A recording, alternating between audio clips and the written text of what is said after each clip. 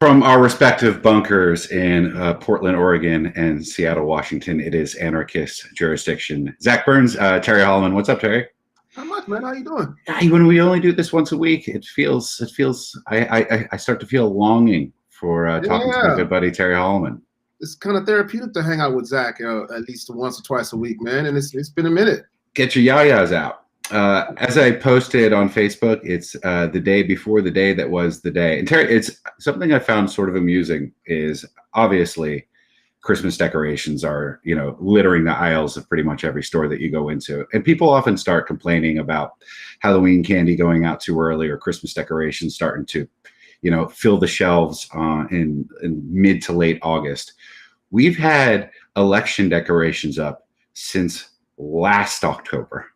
What is classified as election decoration? Lawn signs, hats, being deluged with ads, with people imploring you to vote. It's been an unavoidable topic for, the better part of the year. And part of me is thankful for that. Some countries do it all in like 6 weeks. And I don't think you can properly vet someone that quickly. But I think more and more as we are just just pounded with coverage on every single event that happens. There's not going to be an election ever where we're not just tired of the two people running come November 3rd. Do you really even want to see either of them for like 2 months? Here's the thing I've been thinking about. I've been saying this for a long time, at least for the last almost 4 years.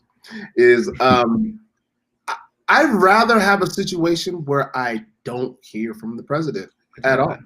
Like, I think some of us forget what that feels like, especially some of us who may be new to the whole process, maybe new to the whole election voting. Young people, particularly young people. Like for instance, my kids, they probably have no recollection of what a normal campaign looks like, a normal presidency looks like, where you don't hear from the guy for weeks on end.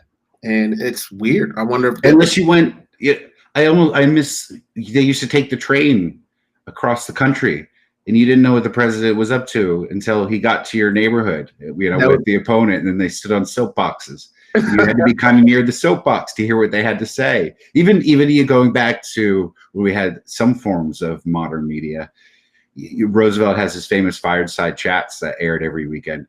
You kind of had to wait 7 days to see what was happening in the White House. That sounds so blissful at this point. Oh my gosh! I think we've turned this to the new norm, and I hope that this, I'm sure it will never be anything like this ever again in our future. But I hope that people have not become used to this, where not only do you hear from him daily, but you hear from him dozens upon dozens upon dozens of times every day. And I just want to let everybody that's watching, who may watch in the future, 20, 50, 100 years from now, understand that this is not normal. What we have experienced and what we have lived through is not normal. And people have been trying to rationalize it and normalize it and make us accept it. It's not. Then this is a weird comparison, but my brain's fried at this point, Terry. Like I can't wait. I will be glued to the TV tomorrow. I guarantee you. Of course, There's something very exciting about a federal election day, especially when there's a presidential election involved. But people probably said that the first time they saw Julius Erving dunk. Like, this is not normal. This guy's gonna do it, and then no one else is gonna do it. And now. Spud Webb ended up dunking. I'm still 4 inches away. I can really rock the bottom of that rim, but I can't quite get over it. So maybe, I'm hoping that, there are no Julius Erving type elections in the future, and we don't see anything like this again. Because let's just look. Let's say that Pence is now the 2024 nominee. He doesn't have it in him to campaign the way that that President Trump is campaigning right now. He's just not that sort of personality. He might be able to bring it for a night or two. I've yet to see that, but this ongoing, absolute ridiculous arena tour that we're seeing President Trump go through. He wouldn't get the crowds. He doesn't have the energy. He can't come up with slogans, the nicknames, and everything like that. That provides me a little bit of comfort. Terry, you probably played this game as a kid. It was called Mad Libs. And it was just basic little sentences, and then there would be, some missing adjectives or nouns or whatever. And then you filled it in, and then, with silly words, like every noun ended up being farts, and then like someone would say it and everybody would laugh. But let me give you an adult Mad Lib. Okay. On the eve of the day, or now that we are the day before the day, Terry Holloman is feeling, insert Mad Lib here. Anxious. Let's use the word anxious for how I'm feeling today, and I think that covers a lot of ground. Whether I'm, anxious about, the outcome of the actual election, what that means for our next 4 years, anxious about what it means in the immediate future for the, people who might be upset one way or another, the people who might be wanting to act out one way or another. There's some anxiety there. There's just a whole lot of anxiousness. Yeah, I think that's. I've seen polls that 55% of Americans are saying this is the most stressful day of the year, of this year. Obviously it would have been of like 2017 or something, or even 2008, which wasn't a great year. But the most stressful day of 2020 just really points to a lot of people feeling and filling in the Mad Lib this exact same way that you did, Terry. What does your Mad Lib say? What does Zach Burns is feeling? Exhausted. Just exhausted. And more obviously on the mental side than the physical side. This isn't taking its toll on me physically, but in terms of my mind and trying to, because I'm someone who just can't help but think of all the possible outcomes and then the outcomes that arise from those outcomes. It's for me, it almost becomes like plotting the end of the universe or trying to find the beginning of time. It just makes my brain spin. And I'm hoping at that beginning November 3rd, the rotation speed of my brain starts to slow to a more manageable scale. So I'm tired. Yeah, it is absolutely exhausting. I'm just tired of seeing those two men's names. I'm tired of the memes. I'm tired. Let me give you an example of something that happened today, Terry. It was a Twitter meme, which aren't nearly as. I'm looking at myself in the camera right now, and I just look like a tired boy. Like I'm holding my head up with my two hands. Twitter memes aren't as common as Facebook memes because Facebook is now 98% meme, and then 2% stupid poll. Right. And then this show, if you're watching on Facebook, click the share button if you would, please. We're the last good piece of Facebook content. It's us. That's it. Last hope. It was a stick figure drawing of two people. The two people were named Bob and Sally. Bob had a red T-shirt on. Sally had a blue dress on to symbolize their political affiliations. Mm-hmm. Bob is a Republican. Sally is a Democrat. Bob and Sally are still friends. Be more like Bob and Sally. The idea being like, you don't have to completely disavow someone and castigate someone from your entire life just because they're voting for the other party. And the reaction to that was like, this is the most outrageous, offensive message that you could possibly paste on on Twitter. On Twitter, yeah. Keep this shit to Facebook where it belongs. Yeah. Right? And I like you, Terry, have friends that are Republicans. And I get that there are some of those arguments that you have that are worth debate. And then there's other things, sometimes that justify bigotry that I get why, okay, I'm not really interested in talking to that person anymore.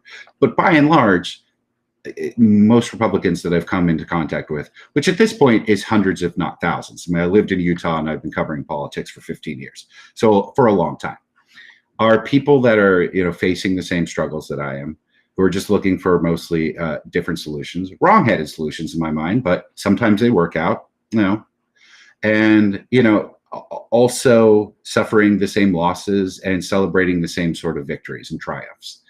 And God forbid you say anything like that on Twitter. You have to be No. completely purist. And some Democrats aren't even worthy of your friendship. They're not pure enough. And I started thinking, exactly. Yeah. A lot of those. So the basic idea is, if you're a Republican, you accept their entire platform, right? If you're a Republican, then you must be anti-BLM. You must be pro kids in cages, all that. Right. So I started thinking about a lot of those tweets were probably sent from an iPhone. So by owning an iPhone, are you condoning child labor violations in some of the most brutal, factory conditions in the entire world? Is that your tacit condonement by owning that piece of technology, that all that stuff is okay? I don't think most people would admit to that. No. Well, I think what most people want to admit was, if you think about everything that you own in your everyday life, mostly everything probably comes from one of those situations. Your television comes from someplace where parts and pieces were probably put together by someone in a sweatshop. Your car that's outside, that's an American. I got my American Ford truck. Maybe it was built in Mexico. Yeah. Well, the thought that like cars are built start to finish in America hasn't been the case for a long time. There's parts from here. There's parts from here. There's corporate, like Toyota has corporate office headquarters in the United States. Do you think of them as a U.S. company? No. Right. But like in Detroit, the first screw and last screw are put in is crazy. And I think that America makes no more than like 100 of anything. If more than 100 of anything is made, it's probably made by someone who's under 15, getting paid $2 an hour in a country that you don't give two shits about. Pretty much, basically. I've thought about. Here's a question I'm gonna ask you. But attack Bob and Sally. Not to venture too far off topic, but I've wanted to ask somebody this question for a long time, and I didn't want to come off like an asshole when I asked about it, because I'm an American. I love America. I wave the flag too, right? But if you think about like the world in general and goods and products, and you think about, if I really want, a really great rug, I want the Persian rug, right? Yeah. Or if I want the best wine, I'm gonna go to France, and I want the cheese, and I want, I know the thing, everything. What is America like? If you say we associate America with this great product, this is the best thing in the world, you go to America to get this. Blockbuster films. Entertainment, probably, right? That's an honest to God answer. America is just simply better at putting, I know that there's a Bollywood movement and there's some extraordinary stuff but I mean, let's face it, there's no movie coming from China.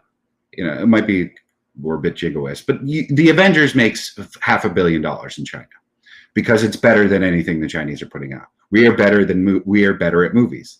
The WWE is a major export. We do better podcasts. Entertainment. Spectacles. We make better sitcoms. We make better cop dramas, or we used to. I don't know if we're allowed to anymore. But no, we make better social worker dramas, is what I meant to say. Entertainment is a big thing, and I would incorporate sports into that too. And we're losing our grip a little bit, but certainly when it comes to the sports that people are interested outside of the Olympics, we're still the dominant force. And I would say that we're still the tech leader when it comes to the original seed of an idea.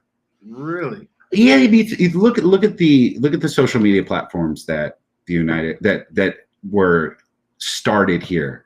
Look at the tech that was started here. Obviously, where does the actual innovation come from? I mean, we're great at coming up with ideas. Yeah, but putting the actual tech into effect.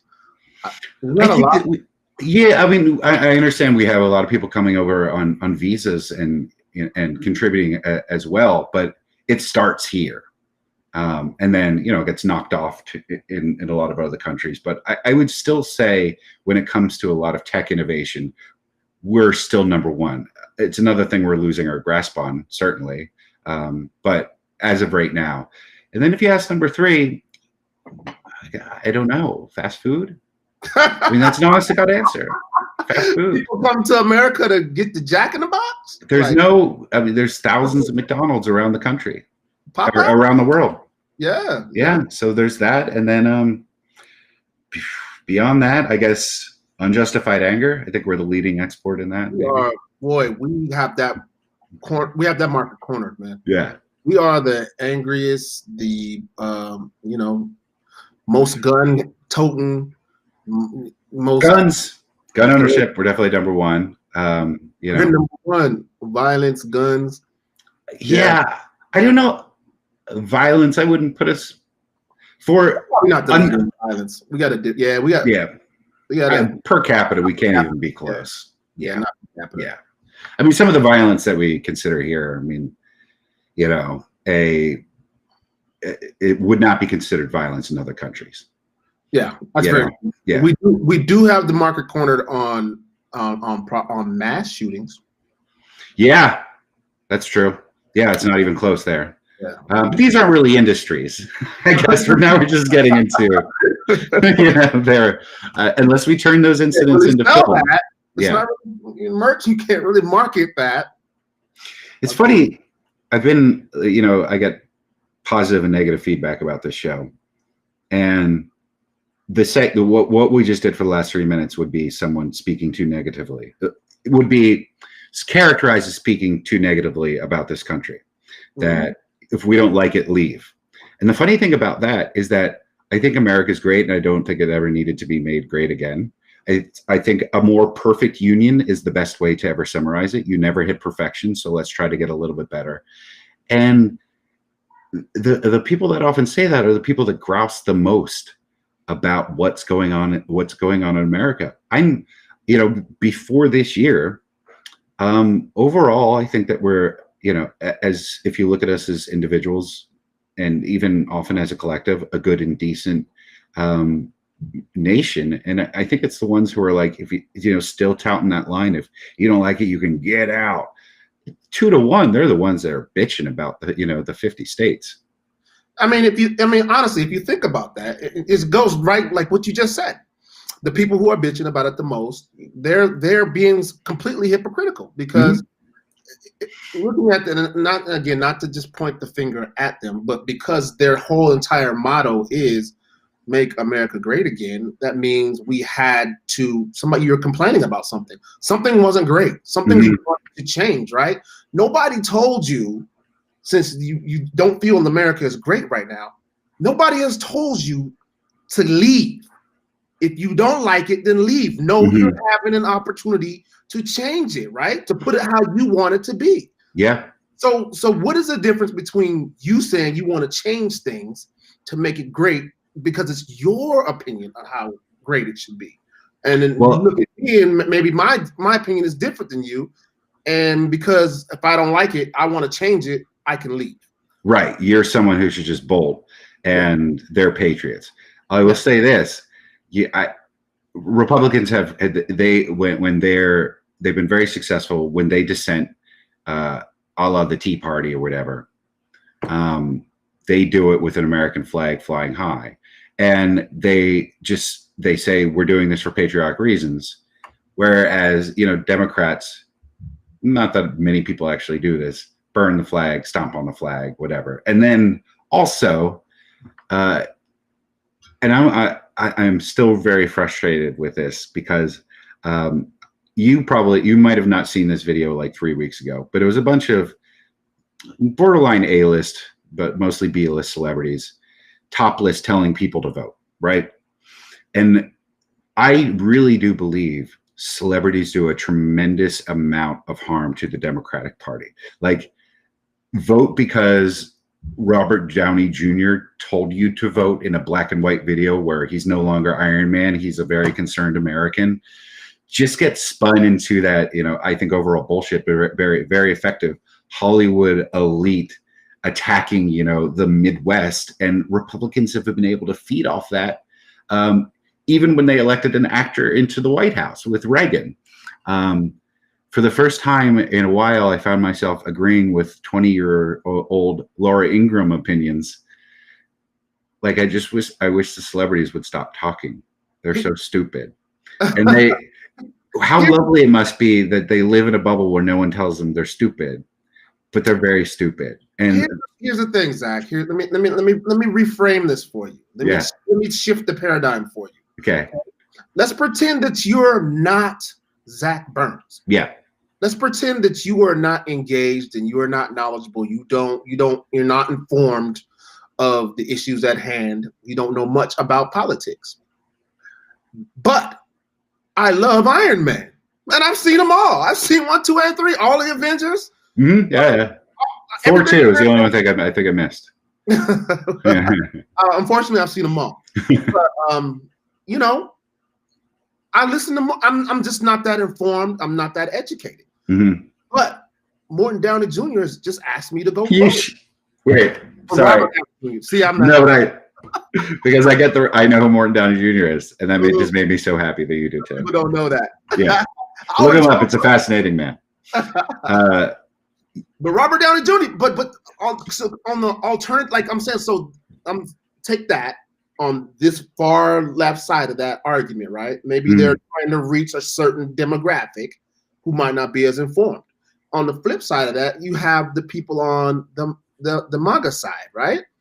That they're going to listen to what their boss says, regardless of how redundant and ridiculous and how idiotic some people might think it is. He's going to listen to people with that. But the celebrities of the thing that's never worked. I mean, they've been trying benefit concerts. You know, Rock the Vote is like 30 years old. They've been trotting out people. Lady Gaga performed with Joe Biden tonight. It's a great spectacle. She's a great performer at the Super Bowl. But it's like, who's that going to bring along? Because it's never brought along the young people. And if you're 35 and you're voting now because Iron Man told you to, it's okay if you stay home with me. But here's this is fine. No, Zach, somebody has to done the work to figure out whether it's effective or not, because they keep doing it. You wouldn't keep doing it if it wasn't effective to some degree, I don't think. But I don't think people the people who are in those videos, they come up with the idea, right? They're like, I have this fame. Here's my idea. It's going to be me and a bunch of my Avenger pals, and we're gonna it's gonna be me, Chris Evans, Chris Hemsworth, Chris Pratt, maybe not Samuel L. But yeah, and without a doubt, people are going to see us and they love us. They come to see our movies, and the people around them aren't going to say no. Because again, they're in that bubble, which must be a wonderful place to live, where every idea that you ever put forth is like, sir. I mean, I thought it was an honor to work for you before, but this is going to drive. I remember I saw a tweet by Rosie O'Donnell, who's like one of the worst instances of these sort of like bonehead, I'm leaving for Canada. And she tweeted a documentary called Unfit. And it was a documentary, came out like September 1st or October 1st.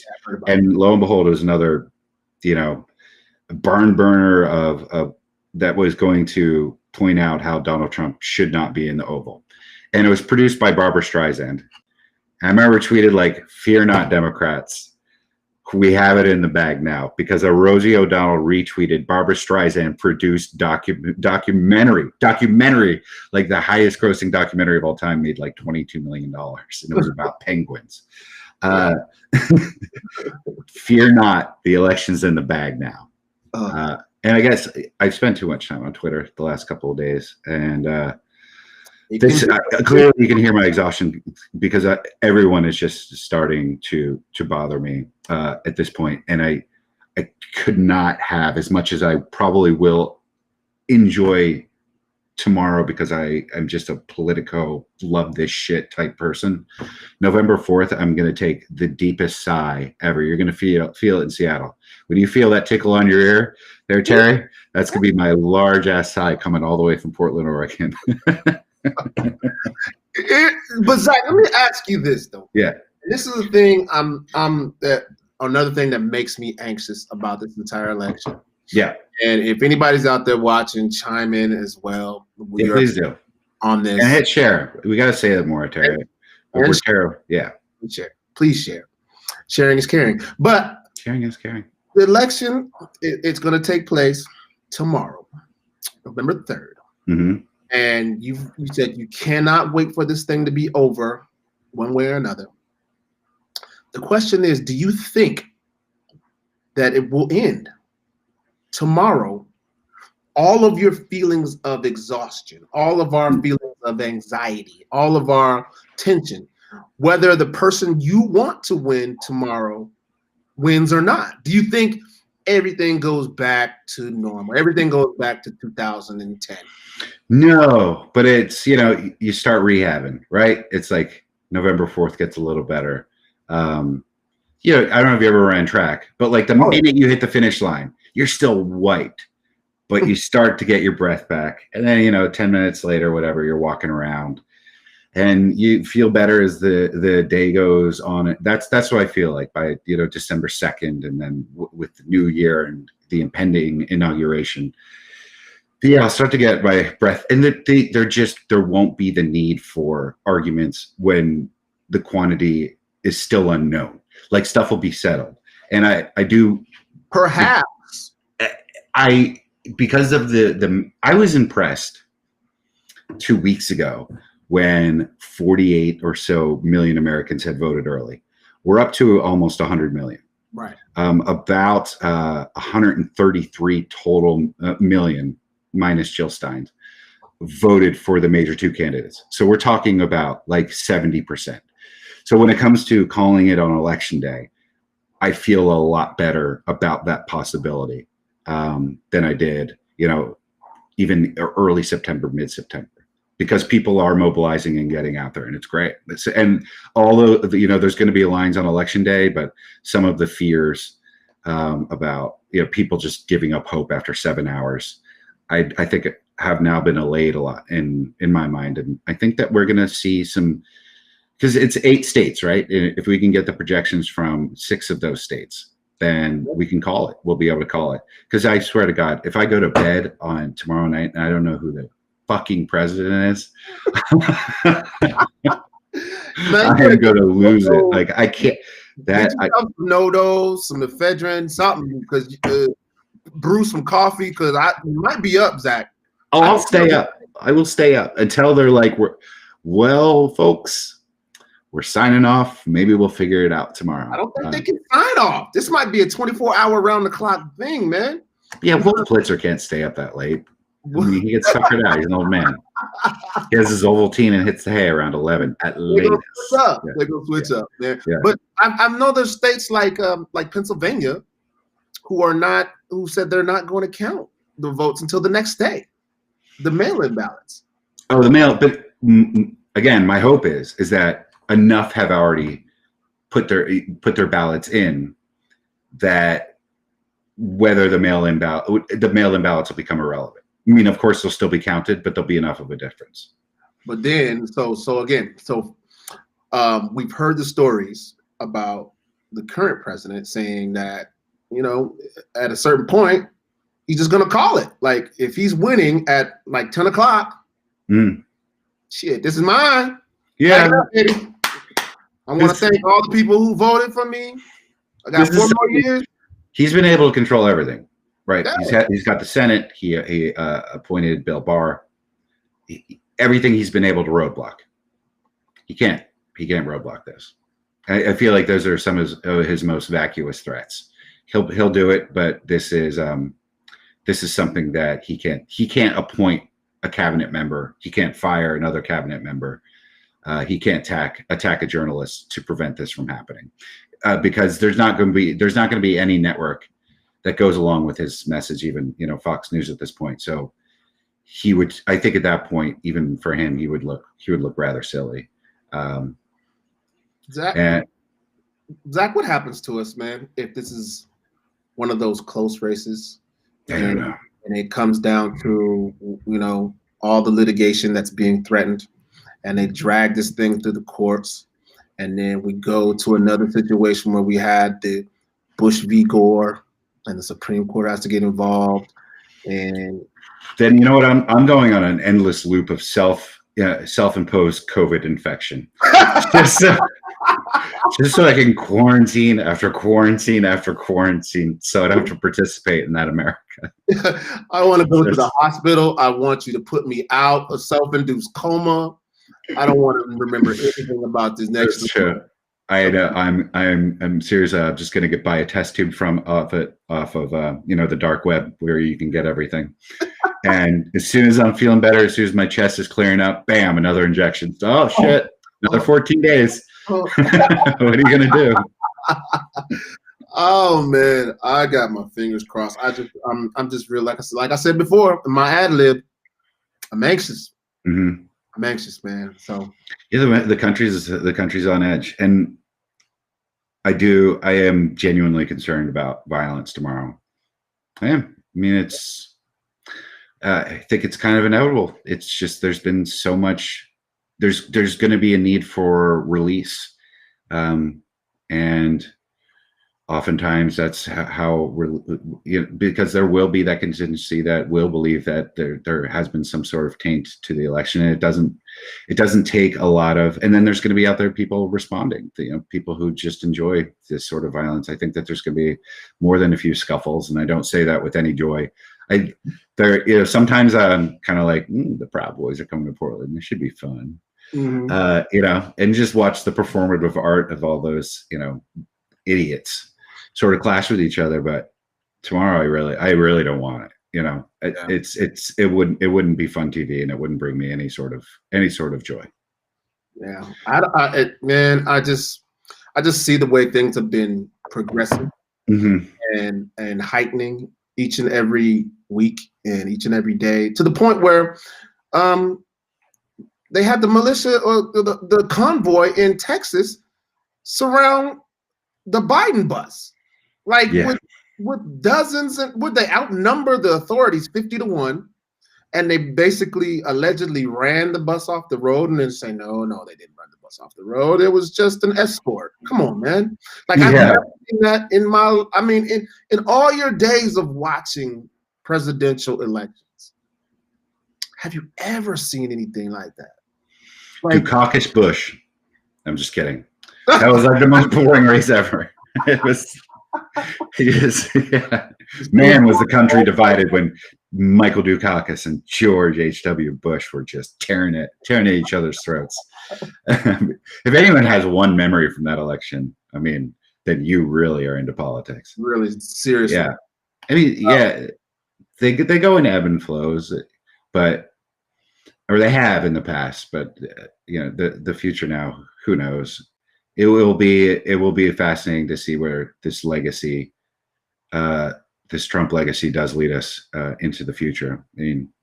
We're used to lawlessness, Terry. We live in anarchist jurisdictions. For sure. Anything goes. Wild in here. Yeah, same with me. Look at this. I got a nice painting of a seascape. Guess where I got it? Stolen, because I loot. That's how I get my groceries, my shoes. You are so edgy. Well, we fired the entire police department here, so who's going to stop me? That's right. Defund them, right? Exactly. I got one more question for you about this kind of stuff, though. I'm sure I got lots of other ones, but I don't want to belabor all this stuff. But something that just popped in my head just a few days ago. So as I'm watching these caravans go by, and you see these big giant trucks with the flags, and then you go, you see the summer they had the entire boat parade thing with all the flags. Mm-hmm. See the flags hanging from the overpasses, and everywhere you go on social media, you see the people with the flags and the parades with the flags. What the hell are they gonna do with the flags after this election? What are they gonna do? Even if he's not elected, if he's not reelected, President Trump, what is everybody gonna do with their Trump flags? It's risky. It's as risky as buying an Antonio Brown jersey, because it might be completely worthless in 6 months. I don't know. That's a great question. This is the first time I've seen. You see lawn signs every election. I've never considered ever putting up a lawn sign. That seems crazy to me. Right. Plus, I haven't had a lawn. I guess you fold it up and put it in your little memory basket or whatever, and bring it out sometimes and think about those great 4 years, or potentially 8. Your engine up at kids at the park. Like, Trump 2020, bitches. Yeah. That was a great summer 2019 when we used to do that. Yeah. We used to drive by in our trucks, blow smoke at the kids in the park. It is a weird thing, like, to just drive with other cars around for an afternoon. I don't know. I don't even like parades. I think parades are dumb too. But a caravan is even. All of it's silly. Listen, and again, to each his own. To whatever's loyalty to a party or a person, whatever. Fine. That floats your boat. As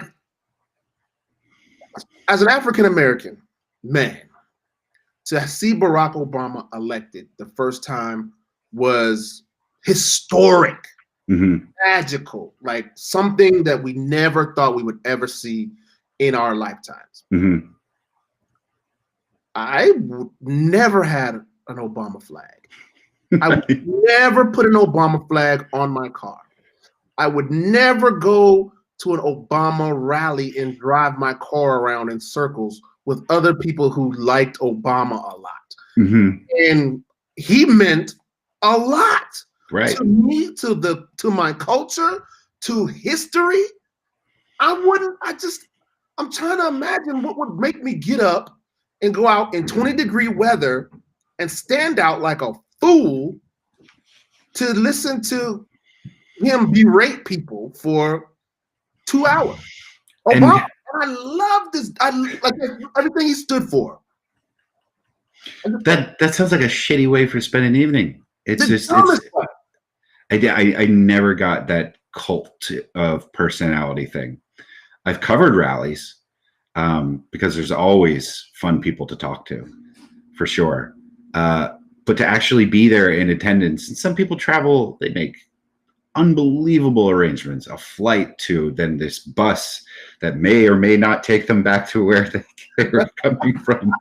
But to have to listen to his greatest, obviously if you go see, Aerosmith, you want him to play, or Foo Fighters, let's use a slightly more modern example. Yeah, if you go to see the Glenn Miller Band, you want them to play their greatest hits. But music is different than a speech. Like, are you dying to hear him just say "lock her up" one more time? And it's the same thing for every rally. I covered some Bush rallies, certainly from 2000 to 2008, and then Obama rallies. And it's just you just clap at everything. It's a State of the Union address, except for instead of the House members there, it's throngs of your supporters. You wave your little mini flags the whole time. And you clap every time he takes a 4-second pause, because that's not a punchline, that's his applause line. Yeah. How is that fun? Why does anyone want to do that? And then it's hell getting out of there, Especially like when it's 20 degrees below, and nobody thought to pay the bus driver to come. Did you hear that's why the bus drivers never came back, because they didn't get paid? I didn't hear that, but of course that's why. It's amazing. Yeah. I read that the bus drivers did not get paid. They were promised to be paid on the spot when they arrived. No paycheck. So that makes me so happy. That's hysterical. That's capitalism. You get paid for work put in. Yeah. They deserved. If they were going to give in round trip, you pay a round trip fare. Me, buddy. So I like to. We start with the heavy stuff, and hopefully we can taper off that a little bit, because I think the most fun I have talking with you, Terry, is prepping for the next couple of months. Boy, and I don't want to get. There's just so many uncertain things, and things that I'm a very open book for the most part on this show, but there's some personal stuff that I've yet to even discuss with you, Terry, that has thrown yet another wrinkle into the craggliest of Jessica Tandy. I need a new book of references, so the kids get it. Old lady face, and I'll think of a more recent one later. Another wrinkle into 2020. So my Thanksgiving is going to probably look even stranger than the last time that we talked about it. But still, I'm going to try to, on the fourth Thursday in November, think of something to say, potentially to an empty room, that I'm thankful for.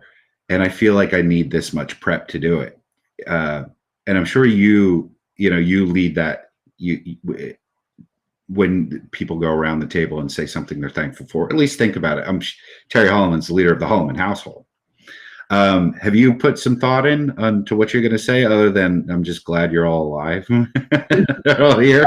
So here, mine is thrown into a little bit of a monkey wrench too. So generally, it's my dad. My dad is the patriarch, and he's the one. Okay. He's the one that's really initiates everything. Let's go around and, say what we're thankful for, gather everybody around the table. He blesses our food.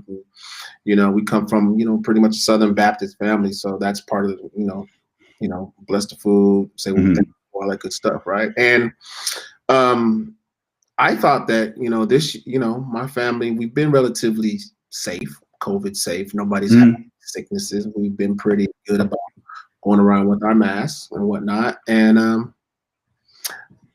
you got a puppy? I got a puppy. You added life to the Holloman household. Yeah, exactly. Nice. And but I just spoke to my parents, and we've all decided that we're not going to do a group Thanksgiving this year. Oh, yeah. So so now I'm gonna be the patriarch this year. So.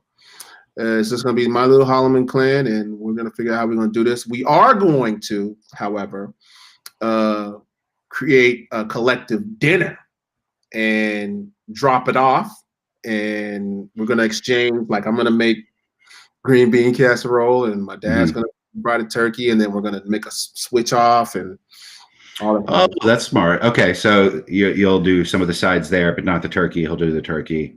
Yeah, and you'll kind of do an exchange. Yeah, then exchange. Yeah. Drive by, drop it off, and so I got to figure that thing out, Zach. And I don't know. You're kind of making me nervous with yours. Yeah, it's again, like, stuff has yet to be resolved, and it's getting a bit uncomfortable to talk about, because it involves a lot more people than me. But it's just like, motherfucker, you gotta be kidding me. Just what else could you throw? And I'm not someone who ever pretends I have it worse than anyone, but my problems are more important to me than anyone else's, because they're my problems. Yeah. So yeah, I do focus on them, and I'm trying to be a solution oriented person.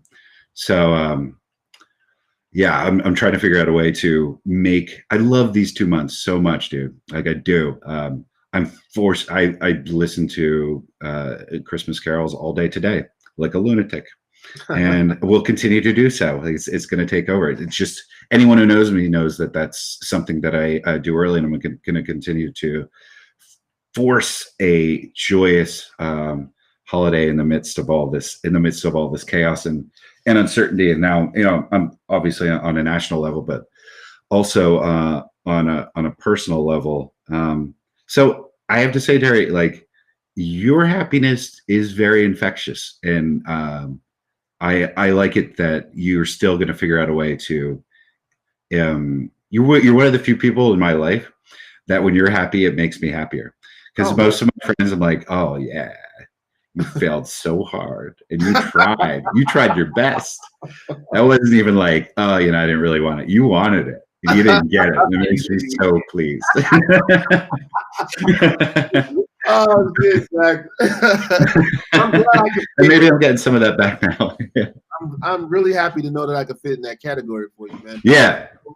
I do a lot of it myself. What I end up having to, force myself sometimes to be a little more jovial than probably I feel on the inside. Mm-hmm. And sometimes it helps, sometimes it doesn't. But I think sometimes if I can, just me personally, if I feel like if I can change somebody else's mood, it kind of helps me out a little bit better. Yeah.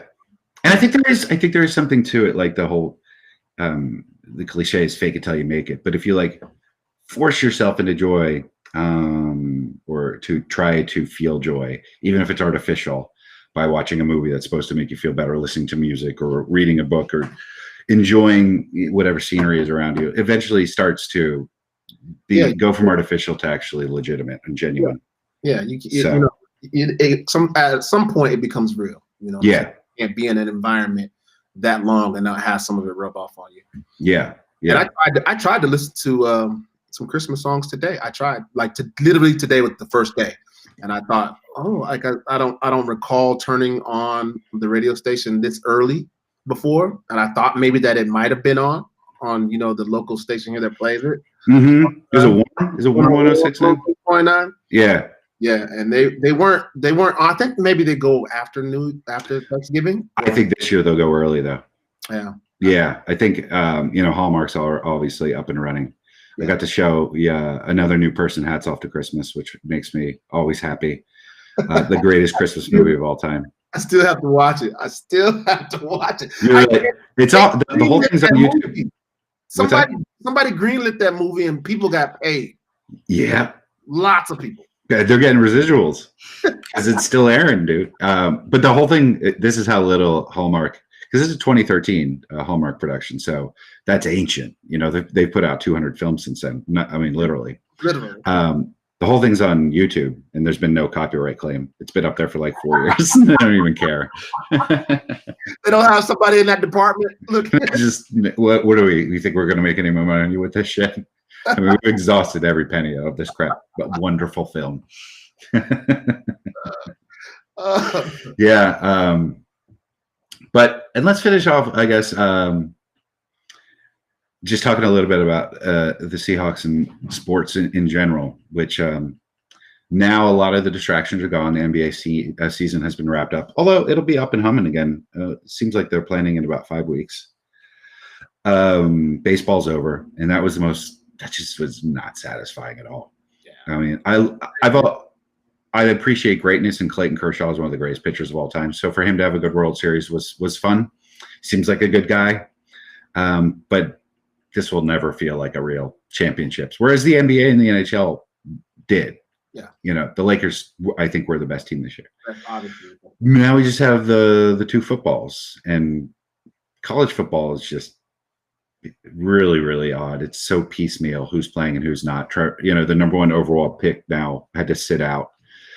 Trevor Lawrence from Clemson, which is just really, really strange. It seems like half the headlines are recaps and the other are who didn't play because of COVID-19. But we do still have this wonderful, wonderful Seattle Seahawks team. Yeah. And Russell Wilson played ridiculously well yesterday. Was it 4 TDs? What's up, man? 4 TDs. He's got 26 now through the first 7 games of the season. Yes, 27. 27? I think it's which 27. Is a record. Yeah, I think he's tied with Brady. Peyton. Oh, with Brady. Yep.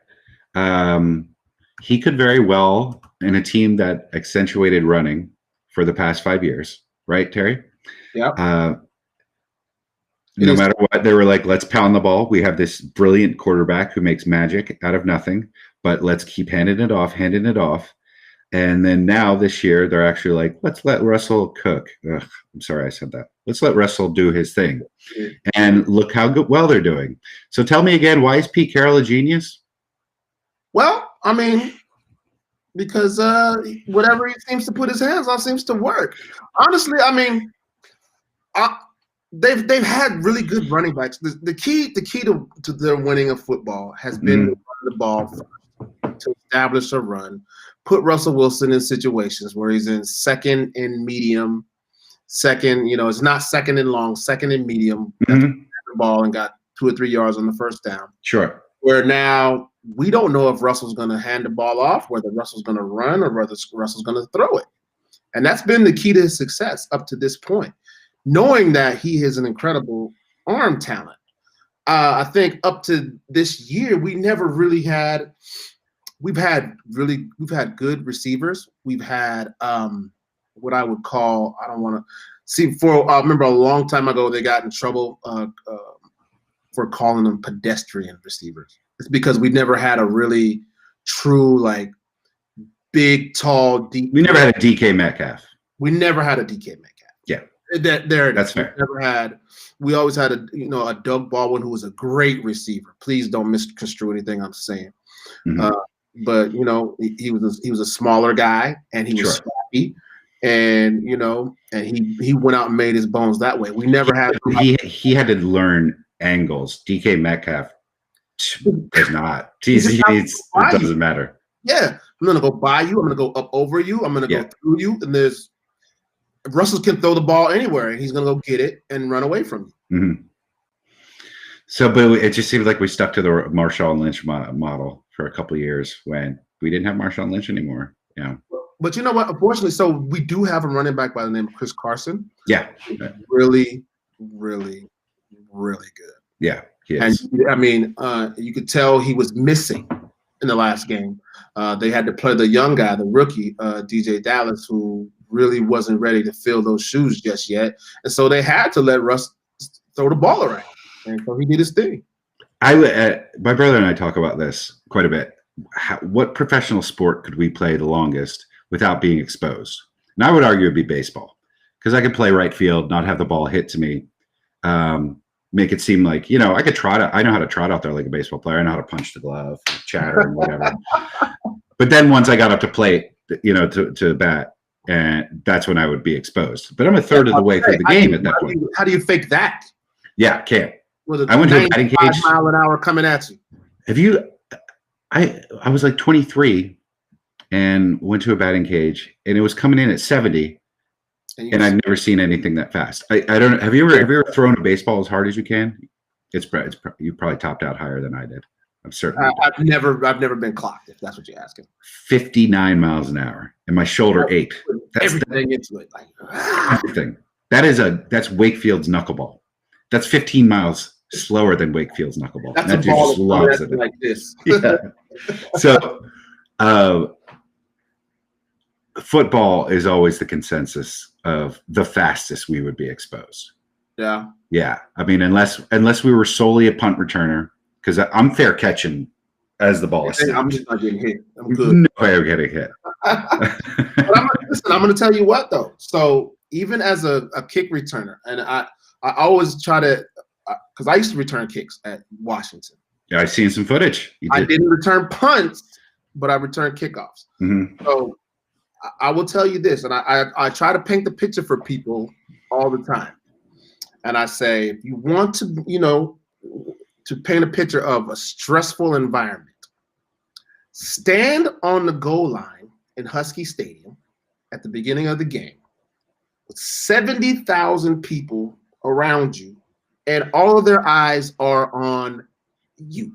Yes. Wishing you get the best education possible, of course. Yes, of course. Right. Yeah. That's what they're all cheering for. That was it. Yeah, it's like final Terry Holloman. No, I can't imagine. So no, I'm not even done. So you're there with 70,000 people watching you, and there's probably a couple other million at home watching, right. All watching you now, because you're the guy back there standing ready to catch this ball. And then the ball goes up into the air 100 feet high and 60 feet towards you. And maybe it's in the air and it's doing this. Mm-hmm. And it's flipping over and changing directions. And you got to look up there and locate it. Meanwhile, there's a band playing. And people go, and you're looking up at this ball. And then you got to look here. And there's 11 fully trained, strong, giant men running with the sole purpose to knock your head off. Mm. And I got to catch this and not drop it and then run. That is stressful. Yeah. I mean, you need a lobotomy to do that. Like, you just need not to feel things to be able to do that. How did you possibly catch that ball? Dude, it's really literally like one of the most nerve-wracking things that I ever used to have. So you catch it. which is, success number one. Yeah, that's first and foremost. Right. So again, think of all the things that would run through your head, Zach. You're out there, you got these big giant shoulder pads on, you have this helmet on with this face mask, right? Face mask is out this far. Ball is coming down like this. What happens? Now, mind you, you're a college student, right? You kind of might want to have, friends, a girlfriend, your family's at home watching on TV, all your friends from back in your old neighborhood. Right. And the ball comes and bounces off your face and just and flops, and then the other team gets it. Now you're the asshole. Like you're the kid whose ball bounced off your face in front of 2 million people. Because now I'm fascinated with this. So you definitely you have to lose sight of the ball. I mean, so much of your vision is obscured. How much of your eyes darting up and then darting back at these giant monsters running towards you at full speed? And these are like the fastest. These are the gunners. These are the fastest guys on the team. They're the only way because gunner isn't a great position. You want to go play something else. And the only way you're going to get noticed is if they do tear your head off. Come tear your head off. Yeah. Absolutely. So they're extra motivated. Yeah, and I did both. I used to run down on the kickoffs to tackle the people, and I used to catch the kicks. And again, it was nerve-wracking. So how do your eyes flit between the ball and then the guys, the ball and the guy, or do you have to focus on the ball and then work? You look up and focus on the ball. You locate it. You gotta gauge where it's going to come down at, because again, so suppose you're back there on the goal line and they kick it and it falls down on the 10-yard line. It's coming down on a different trajectory. So now I got to run fast up there to catch it, or I got to run backwards to catch it, or to the left or to the right. So I got to locate that ball and figure out where it's going. And then I got to look down and see where the people are coming. And then I just got to go back and train my eyes on that. Okay. And just, use my peripheral, say, okay, there's coming from here. Yeah. Catch it and then try to do something. And how quickly can you get the scope of the field and where the players who are about to pounce on you are?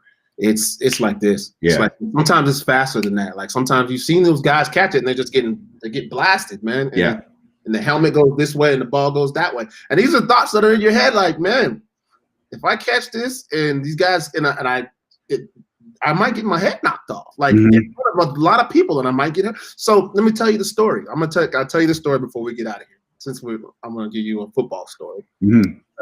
My life. This is going to become my story now. I'm going to start telling you like So it was my first year of being eligible after I redshirted, and I was on the kick return. I think it was the first game of the season versus Arizona State. First kick of the game. We had a brand new turf field. It was brand new. Hadn't been played on. They kicked the ball off.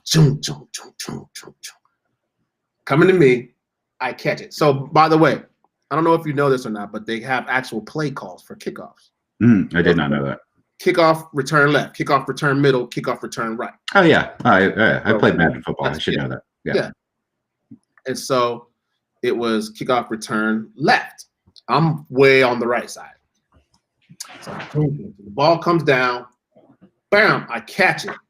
And of course, my only thought was to catch it, not let it bounce off my face, right? So I got job one done. I forgot job two. Job two was return left. That's where all my guys were, right? So when I caught the ball and I looked straight ahead, there's nobody there. Like, it's all green grass. And my initial thought as a running back, because I'm going to run to the green grass. I just ran straight. I was like, I'm about to score a touchdown. The reason why there's nobody in front of me is because my entire team was way over there trying to block for me. And I'm running here by myself. And so I got wrangled so bad that I ended up tearing my meniscus. The very first play of the game on the first season that I tore my meniscus. I had a turf burn that went from my ankle all the way to my knee that had to get treated like a 3rd-degree burn. Yeah. And I had surgery and I missed the next 2 games. Wow. So, yeah, that's my kickoff return story. And football's fun, right? You still contend that? Still have fun playing football? I don't play it anymore. No, right. Yeah. Well, I don't have anything near to match that. I once got beamed by like a 35-mile-an-hour curveball when I was like 10.